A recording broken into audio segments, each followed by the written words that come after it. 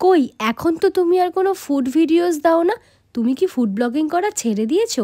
এরকম কয়েকটা কোশ্চেন আমার মেসেঞ্জারে এসছে। তাদেরকে বলি না, আমি ফুড ব্লগিং একেবারেই ছাড়িনি। কিছুদিন আগে পুজো গেল, প্লাস আমার এক্সাম ছিল, তার জন্য কিছুদিনের গ্যাপ ছিল। আবার খুব শীঘ্রই ফুড ব্লগিং আসবে। এখানে আজকে ফুড প্রিপারেশনের একটা ভিডিও দিয়ে স্টার্ট করি, চলো তাহলে। কিছুটা নিয়ে নিয়েছি এখানে চিকেন। এবার চিকেনের কী রেসিপি সেটা কিন্তু তোমরা একটু গেস করো।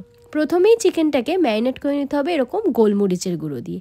আর একদিকে তেল গরম করে তার মধ্যে দিয়ে দিতে হবে শুকনো লঙ্কা আর কেটে রাখা পেঁয়াজগুলো কিন্তু ভালো করে ভেজে নিতে হবে যতক্ষণ না অবধি কালারটা চেঞ্জ হচ্ছে। তারপরই একে একে গোটা গরম মশলা আর শিলে একটু থেতো করে নেওয়া রসুন আর আদাও অ্যাড করে দেওয়া হয়েছে।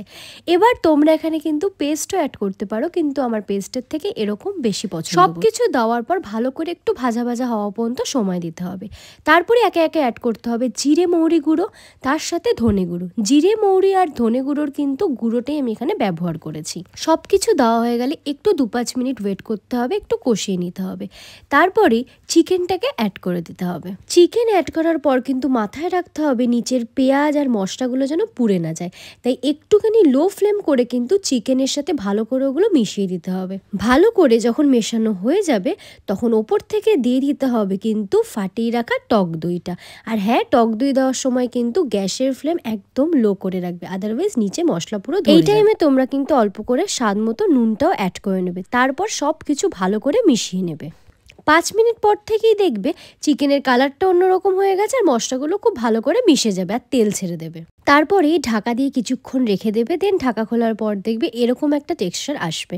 তার মধ্যে তোমাদের এরপর দিয়ে দিতে হবে কাঁচা লঙ্কা, যে যেরকম ঝাল পছন্দ করো সেরকম। এখানে কিন্তু তোমরা কাজু বাদাম বাটাও অ্যাড করতে পারো, আমি কাজু বাদাম পছন্দ করি না বলে অ্যাড করিনি। রান্নাতে এখনও অবধি কোনো জল আমি ইউজ করিনি, পুরোটাই কিন্তু কষিয়ে কষিয়ে আমি অনেকটা জল বার হয়েছে মাংস থেকে। যেহেতু দই দিয়েছি তাই জন্য কিন্তু জল অনেকটা বার হয়েছে, সেটাতেই কিন্তু পুরো মাংসটা প্রায় অর্ধেক কুকড হয়ে গেছে। ঠিক নামানোর আগে অল্প কিছুটা জল দিয়েছিলাম, বাট সেটা না বললেই নয়। এই রান্নাটা কিন্তু পুরোটাই আমার এই দই আর কষিয়ে কষিয়ে কষিয়ে কষিয়ে আমি করেছি, কোনো রকম জল অ্যাড করিনি।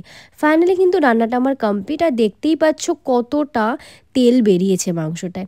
হ্যাঁ, এটা এরকমই কিন্তু হয় আর খেতে অসম্ভব সুন্দর হয়। চিকেনের রেসিপিটা কি সেটা কি কেউ গেস করতে পেরেছো?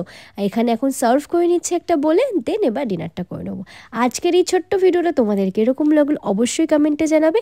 আর এটা চিকেনের কী রেসিপি সেটা তো একদম কমেন্ট করে জানাতে ভুলবে না। চলো দেখা হচ্ছে ফুড ব্লগিংয়ের নতুন ভিডিও নিয়ে। টাটা।